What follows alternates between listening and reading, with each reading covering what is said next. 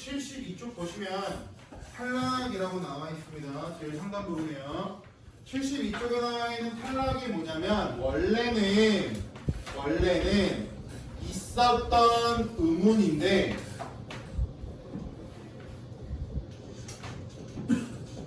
사라지게 되는 것을 탈락이라고 설명을 해요. 그러니까 탈락이 뭔지 알고 계시면 되고, 이러한 탈락이 나왔을 때 가장 먼저 나오는 것은 거기 나와 있는 1번 자음군 단순화입니다. 탈락이 나올 때 가장 먼저 배우는 게 자음군 단순화이기 때문에 바로 자음군 단순화 볼게요. 여기서 군이라고 하는 글자는 두 개를 말해요. 두 개. 그럼 여기서 자음군이라고 하는 것을 묶어보시면 이 자음군은 서로 다른 두 개의 자음을 자음군이라고 설명합니다. 그래서 우리 국어에서 이 서로 다른 두 개의 자음을 같은 말로 뭐라고 하냐면 겹받침이라고 설명해요. 겹받침.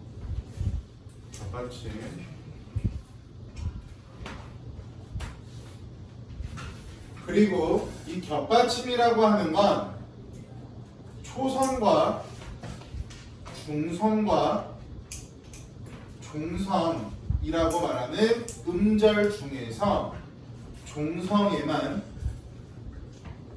올 수 있어요.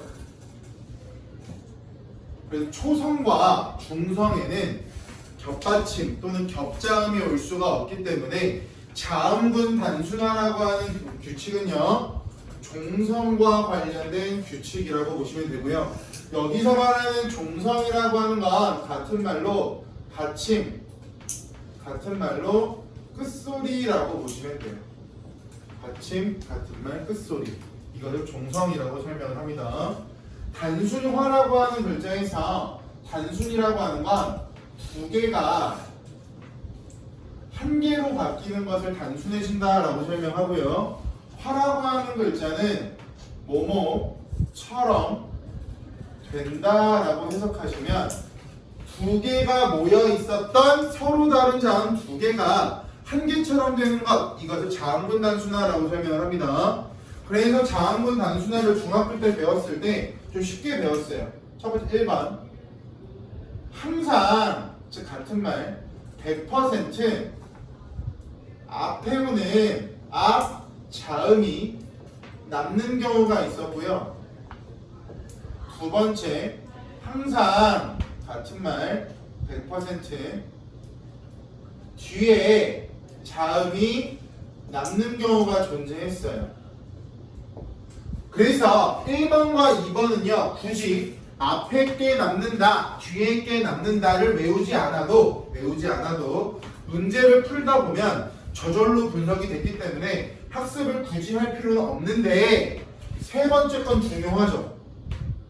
특이한 녀석이 존재했어요. 어떤 겹받침이 특이했냐면 리을 기역과 리을 비읍, 이 두 녀석은 굉장히 독특했습니다. 그래서 중학교 때도 우리가 이 녀석들을 가지고 엄청 많이 연습하고 시험을 보러 가셨어요. 이렇게 리을 기역에서는 기역이 남고요. 리을 비읍에서는 리을이 남는다. 이 중간 부분에 만나는 여기가 가장 일반적이었어요. 일반적. 그래서 리을 기역에서 리을이 남는 경우가 예외적인 경우였고, 리을 비읍에서 비읍이 남는 경우가 예외적인 부분이었습니다. 그래서 공부를 똑똑하게 하는 친구들은요, 예외와 관련된 걸 명확히 외우고 예외를 적용시켜서 되나 안 되나 분석을 해요. 그게 가장 문법 공부할 때 암기량을 줄일 수 있는 방법.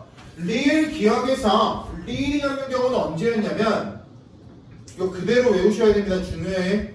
용언에 어간 받침에 리을 기억이 왔는데, 리을 기억은 여기 나와 있는 거죠. 이 뒤에 기억으로 시작하는 어미가 올 때만 특이하게 리을이 남아요. 이게 왜 중요한 문장이냐면 첫 번째 1번 용언. 용언이라고 하는 건 여러분들이 아시는 것처럼 동사와 형용사를 용언이라고 설명을 하죠. 그래서 이 예외적인 규칙은요 절대로 채용에는 적용할 수가 없어요. 용언에만 적용할 수가 있고요. 비읍이 남는 경우는요 크게 밥이라는 어간이 올 때는 비읍이 남았고요. 세 가지는 기억나실 겁니다. 너 죽하다, 너 적하다, 너 둥글다. 이 세 가지가 오면 특이하게 비읍이 남았습니다. 그래서 공부를 똑똑하게 자음분 단순화를 하는 친구들의 예외 규칙만 명확히 외운다. 여기까지 됐어요? 그런데 자음분 단순화라고 하는 이 규칙이 항상 일어나는 것은 아니었어요. 그러니까 어느 경우에도 무조건 일어난다고 한다면 엄청 쉽겠죠. 근데 항상 일어나는 것이 아니다. 같은 말, 단 한 가지 경우에만 자음분 단순화는 일어나지 않습니다. 마찬가지야. 똑똑하게 공부하는 친구들은요 일어나지 않는 한 가지 경우만 정확히 외우지 일어나는 경우를 외우려고 하진 않을 거예요. 어떨 때 일어나지 않냐면 뒤에 1번 모음으로 시작하고 2번 형식 같은 말 문법 형태소가 오면 이 두 가지를 동시에 만족해야 돼요. 한 가지만 만족한다라고 해서 일어나지 않는 것이 아니라 1번과 2번을 동시에 만족하면 자음분 단순화는 절대로 일어나지 않습니다. 그럼 더 쉽게 갈게요. 자음분 단순화가 일어나지 않는다라고 하는 말은 무슨 뜻이냐면 두 개의 자음으로 그대로 유지가 되는 것을 자음분 단순화가 일어나지 않는다라고 설명을 해요. 두 개에서 한 개로 되면 탈락한 거야 라고 말하면서 자음분 단순화가 일어났습니다라고 설명하겠지만 두 개의 자음이 그대로 두 개의 자음으로 남아있다면 자음분 단순화가 일어났다라고 설명하지 않는다고요. 여기까지 들렸어요? 그럼 지금부터 몇 가지 예문 갖다가 볼게요.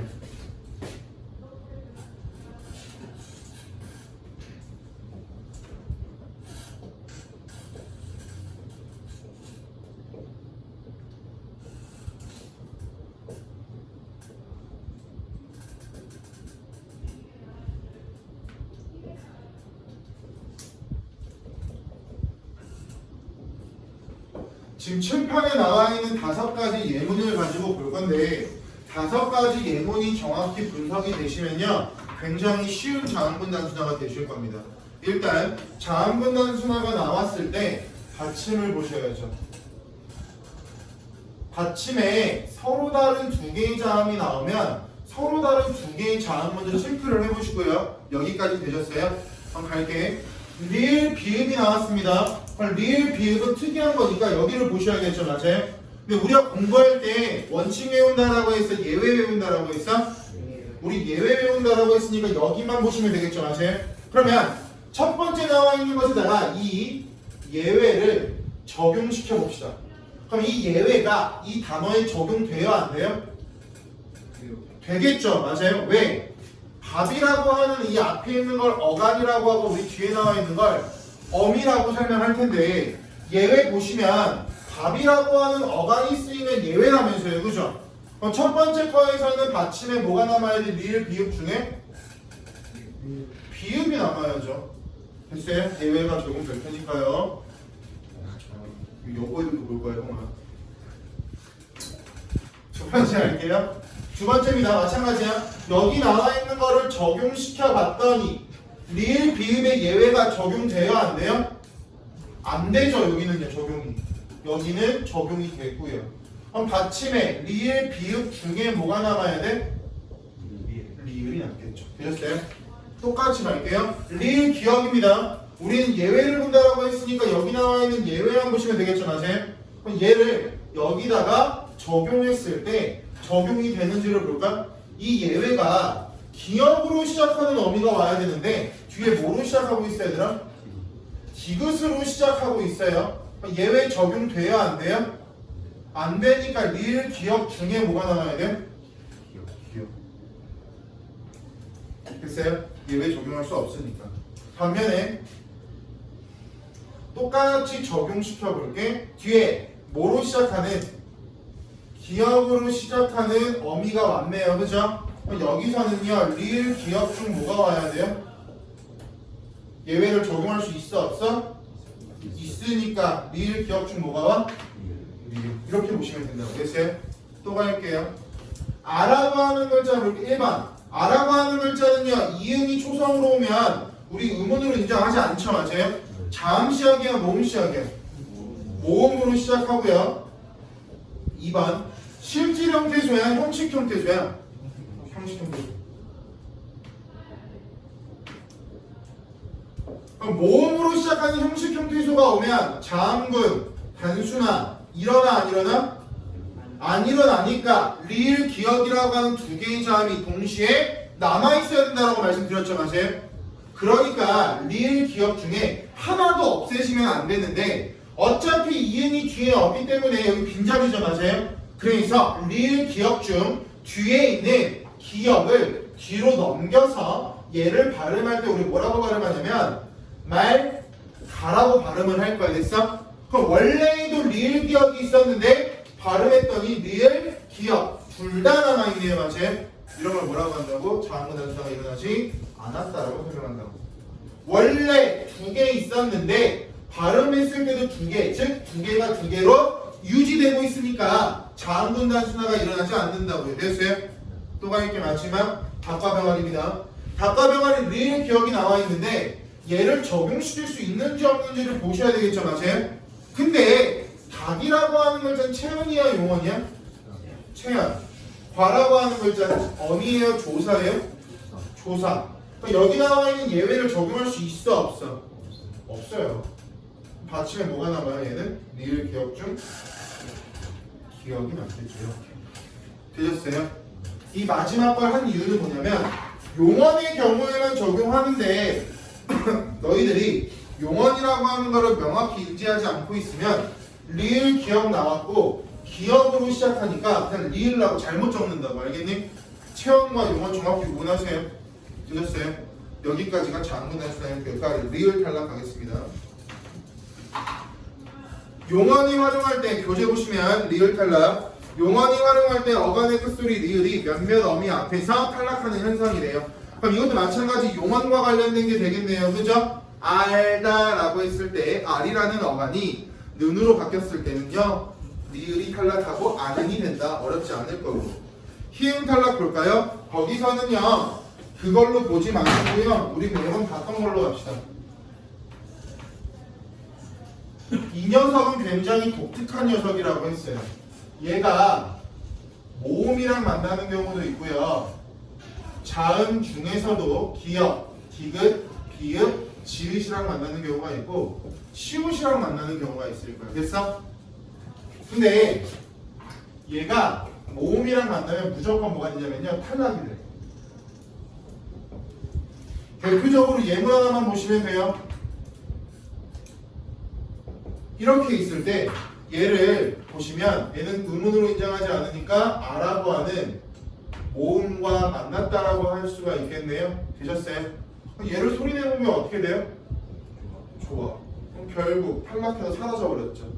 어렵지 않을 거고. 아래 보시면 얘가 자음 중 이 녀석들과 만나면 거센 소리 들기, 같은 말, 추격이 될 겁니다. 여기까지 됐어요? 반면에 얘랑 만나면요, 얘는요, 얘와 된소리밖에 없죠. 얘는 특이하게 거센 소리가 없기 때문에 여기서는 된소리로 바뀔 거예요. 그래서 자음을 중학교 때는 축약이라고만 했다면 고등학교에서는 시호까지 분리해서 각각 구분해서 알고 계시면 될 것 같아요. 그래서 거기 나와 있는 히읗탈락은 그냥 별도로 안 볼 겁니다. 이 공식 하나면 자음이랑 연결 지을 수 있으니까 오른쪽 페이지 의탈락 가겠습니다. 의탈락. 용언이 활용할 때 모음 으로 끝나는 어간이 모음 아어로 시작하는 어미 앞에 탈락하면 의탈락이라고 한대요. 뭐 어렵지 않고 오른쪽 날개 그 밖에 여러 가지 탈락 현상이라고 나와 있죠. 아어 탈락이라고 나와 있는데 아어 탈락 먼저 볼게요. 모음 아와 어로 끝나는 용언 어간이 아와 어로 시작하는 어미와 결합할 때 아어가 탈락하면 아어 탈락이라고 한다. 그거 그대로 보시면 되고 시우 탈락 용언이 활용할 때 계속 용언이 활용할 때라고 하니까 체언이라는 연관성이 없겠죠. 어간의 끝소리 시옷이 모음으로 시작하는 어미 앞에서 탈락한다. 그래서 그 어가 아니라 그거라고 한대요. 어렵지 않을 거고. 그 다음 3번 오늘 배우는 것 중에 가장 중요하기도 하고요. 여러분들께서 많이 신경 써야 되는 세 번째 첨가. 첨가는요 원래 없던 의문인데 새롭게 추가되는 것을 첨가라고 설명을 해요. 원래는 없었는데 새롭게 첨가가 된다. 추가가 된다. 아래 가겠습니다. 니은 첨가 동그라미 쳐보시면 니은 첨가를 보실 때 여러분들께서 가장 주의하셔야 되는 건 니은 첨가는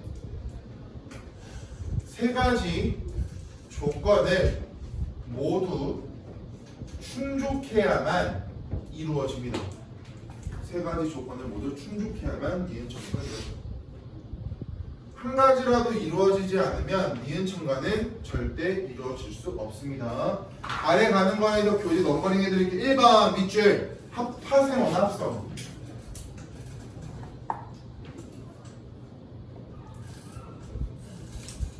첫 번째 조건입니다. 파생어나 합성어.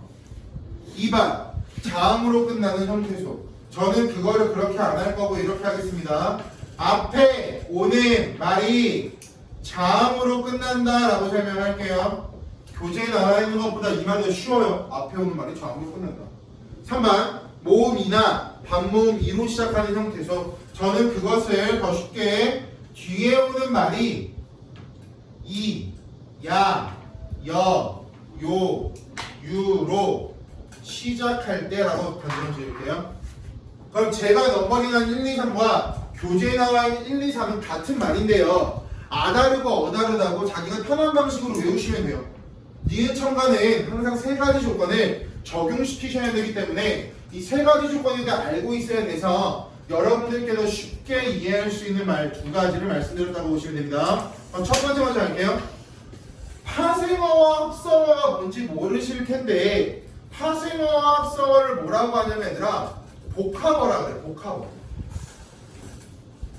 복합어는요 어근과 어근이 결합하거나 접사와 어근이 결합하거나 어근이 접사랑 결합해서 두 개가 합쳐져 있는 걸 복합어라고 하는데 어근과 어근이 만나면 얘를 뭐라고 하냐면 합성어라고 하고요. 접사와 어근이 만난 얘네들을 뭐라고 하냐면 파생어라고 해요.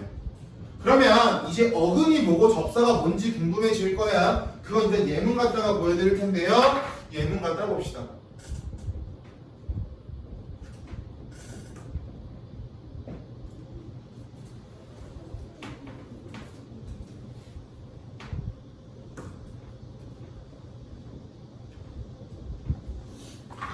칠판에 솜이불이라는 글자와 맨입이라는 글자가 적혀 있어요.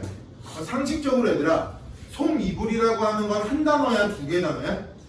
두 개. 솜 플러스 이불이라고 설명할 거야. 그죠? 엄마 이불 좀 줘라고 해서 이불이라는 단어도 있고요. 엄마 여기 솜 좀 넣으라고 해서 솜이라고 하는 단어 존재하니까 솜 플러스 이불 됐어? 맨입이라는 글자도 있고 또 무슨 글자도 있어요?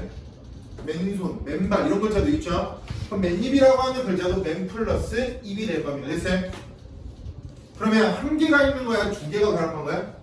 두 개가 결합했으니까 이런 것을 복합어라고 설명한다고. 되셨어요? 그럼 지금부터 어근과 접사 가겠습니다. 소미분에서 어떤 게 어근이고 어떤 게 접사인지를 보실 때 어근이라고 하는 건 실질적인 의미 또는 중심 의미를 가지고 있으면 어근이라고 설명을 하고요. 접사는요, 어근에 붙어서 뜻을 제한하거나 추가하는 기능을 하면 접사라고 설명을 해요. 그래서 접사는요, 잘 봐. 어근에 붙어서니까 혼자서는 쓰일 수가 없겠죠. 반드시 어근이 와야지 접사처럼 하면 된대요. 그럼 예를 들어 볼게. 소미불에서 소미라고 하는 글자는 이불이 없어도 홀로 쓰일 수 있겠죠. 그럼 소는 어근이 될 거고, 이불이라고 하는 글자도 솜이 없어도 홀로 쓰일 수 있으니까 어근이 될 거야. 그럼 소미불이라고 하는 건 어근 플러스 어근의 조합이니까 얘를 합사어라고 설명할 거고, 맨입이라는 글자를 볼까요? 입이라고 하는 글자는 맨이 없어도 쓰일 수 있으니까 어근이라고 하겠네요. 반면에 맨이라고 하는 글자는 입이 없으면 홀로 쓰일 수 없겠죠. 따라서 얘를 뭐라고 할 거예요? 접사라고 할 거예요. 그럼 여기서는 접사와 어근이 만났으니까 파생어라고 설명하겠네요. 됐어요? 그러면 1번 조건 둘 다 충족했네요. 합사어 또는 파생어니까요. 되셨어요? 그럼 2번 조건 갈게요. 솜입을 앞에 오는 솜이라는 글자가 뭐로 끝났어? 뭐로 끝났어? 자음으로 끝났죠. 2번 조건 성립했네요. 됐어요? 아래 거 맨입. 앞에 오는 맨이라는 글자 뭐로 끝났어? 자음으로 끝났네요. 성립했네요. 되셨어요? 3번 이불이라고 하는 글자 뒤에 오는 이불은 뭐로 시작해요? 2로 시작하니까 성립했겠네요. 반면에 맨입이라고 해서 3번 뒤에 오는 글자가 2라고 시작했으니까 성립했겠네요. 되셨어요? 그럼 위에 있는 거 니은청과 돼? 안 돼? 돼요. 아래에 있는 거 니은청과 돼? 안 돼? 돼요. 근데 니은을 집어넣을 건데 니은이 들어갈 수 있는 자리는 지금 어디야? 그렇지. 여기가 빈자리죠. 그래서 니은을 여기다 집어넣어서 얘 발음하면 뭐가 발음해요? 솜 이불이라고 발음할 거고 얘는요 맨 닙이라고 발음할 겁니다. 되셨습니까? 됐죠? 여기까지가 중학교 과정이었고요. 이제 가장 중요한 거 하나 추가합니다. 아래 보세요. 더 알아보기. 별 5개 봐봐. 사이소리 현상. 네. 영상 찍고 있어. 빨리 들어. 나태건 또 지각이. 야 카메라 지키자 네 얼굴. 씨.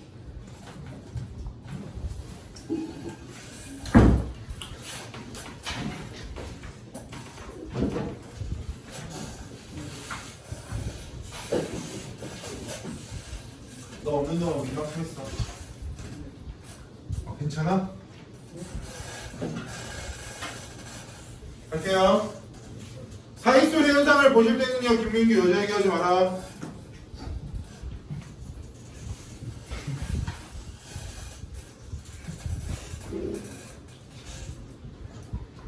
(73쪽에) 더 알아보기에 사이소리 현상입니다. 사이소리 현상을 보실 때는요, 오른쪽 날개에 있는 사이시옷이라고 하는 거랑 같이 보셔야 되는데, 저희가 사이소리 현상과 사이시옷이라고 하는 건 세트라고 보시면 돼요. 왜 세트냐면 이 사이시옷이라고 하는 건 사이소리 현상을 표시하는 수단이 사이시옷이고, 사이시옷의 형태는 우리가 어떻게 알고 있냐면 일반적으로 우리가 시옷이라고 부르는 녀석이 사이시옷이에요. 그러니까 서술형 문제로 사이소리 현상이 나왔는데 사이시옷이라고 안 적고 시옷이라고 적으면 틀려요. 여기서는 시옷이 아니라 사이시옷이라고 명칭을 붙여야 되고, 사이시옷 먼저 설명드릴게요. 사이시옷은 반드시 하나의 순, 우리말, 같은 말, 고유어가 있어야 돼요. 이 말이 무슨 말이냐면 한자어 플러스 한자어에는 원칙적으로 적지 못해요. 그러니까 한자어와 한자어가 만나서 결합된 단어가 있을 텐데 사이시옷은 반드시 하나의 순우리말 같은 말 고유어가 있어야 되기 때문에 한자어 플러스 한자어 조합에서는 사이시옷을 적을 수가 없다고요. 사이소리 현상이 일어나도. 그런데 2번이 중요하죠. 예외적으로 6가지의 한자어 플러스 한자어는 허용해요.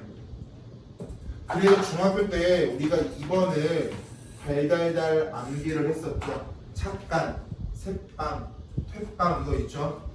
숫자 이런 것들 6가지는 외우셔야 되고 6가지 명시되어 있고요. 마지막 3번 사이시옷은 앞에 오는 앞말이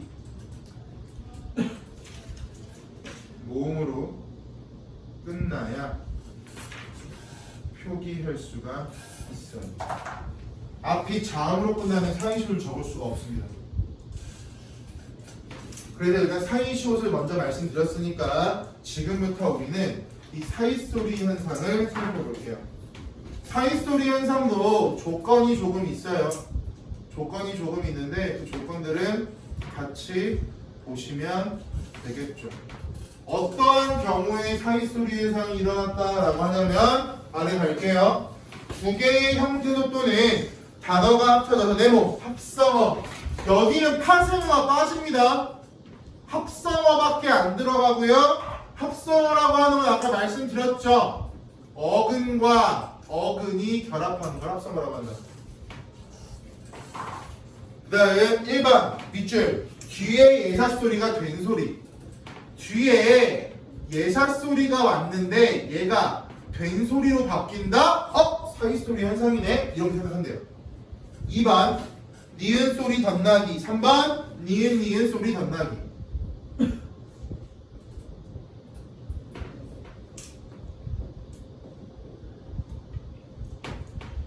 여기서 덧나기라고 하는 건 쉽게 말해서 추가된다, 첨가된다라고 보시면 되고요. 니은 소리는 니은이 한 개, 니은은 니은이 두 개라고 보시면 됩니다.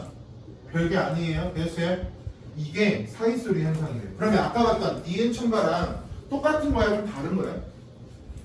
같아요? 달라요? 네. 다르죠. 그러니까 구분해서 알고 있어야 된다. 됐어?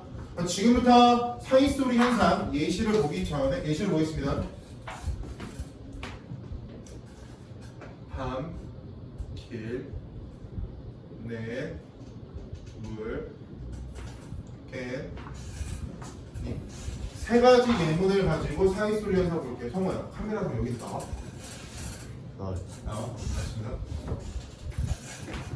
밤길이라고 하는 건 한 개 단어야, 두 개 단어야? 두 개. 밤 플러스 길. 냇물도 마찬가지, 깻잎도 마찬가지. 그래서 얘는 밤 플러스 길일 거고요. 얘는 내 플러스 물일 거고, 얘는 깨 플러스 입이라고 쪼갤 수가 있겠네요. 맞아요? 그럼 이 세 가지는 전부 다 합성어니까 1번 조건을 만족할 겁니다. 됐어요? 됐어? 이렇게 얘 소리를 내면 뭐가 되냐면 밤. 어떻게 발음해요? 길. 그러면 갑시다. 원래 뒤에 오는 기억은 예사였는데 뭐로 바뀌었어? 된 소리로 바뀌었죠. 그럼 밤길이라고 하는 건 1번 조건을 충족하니까 사이소리 현상이다라고 할 수 있겠네요. 맞아요? 근데 잘 봐. 앞에 오는 밤이라고 하는 게 뭐로 끝났어? 미음이라는 자음이야 모음이야? 자음으로 끝났으니까 잘 보세요. 사이소리 현상을 표시하는 수단인 사이시옷은 앞말이 뭐로 끝나야지? 모음으로 끝내야지 표기할 수 있기 때문에 밤길은 모음으로 끝나지 않아서 사이시옷을 별도 적는다 안 적는다? 안 적는다. 못 적는다고요. 됐어요? 두 번째 할게요. 얘 발음해보면 뭐라고 발음할 수 있냐면 얘들아 맨 물이라고 발음을 할 건데 원래는 없었던 니은인데 니은이 갑자기 덧났네요. 맞아요? 얘는 2번 조건을 만족할 거야. 거기다가 앞에 오는 내라고 하는 게 뭐로 끝났으니까? 모음으로 끝났으니까 사이소리 현상을 표기하는 사이시옷 3번 조건 충족했겠죠, 맞아요? 그래서 여기에 시옷을 적었는데 얘를 뭐라고 한다고? 사이시옷이라고 한다고. 됐어요? 또 갈게요. 깻잎이라고 하는 걸 발음해보면 어떻게 발음하냐면 깻잎이라고 발음하는데 원래 없었던 니은 하나, 원래 없었던 니은 두 개, 니은 몇 개예요? 두 개니까 얘를 니은 소리 덧나기 3번 조건이라고 설명한다고요. 되셨어요? 그런데 앞에 오는 깨라고 하는 게 뭐로 끝났으니까? 모음으로 끝났으니까 앞에 시옷이라는 무엇을 적는다? 사이시옷을 적는다. 되셨어요? 그래서 지금 사이소리 현상이랑 사이시옷이랑 같이 묶어 설명드렸습니다. 됐니? 잘 봐. 근데 지금 우리가 보고 있는 사이소리 현상은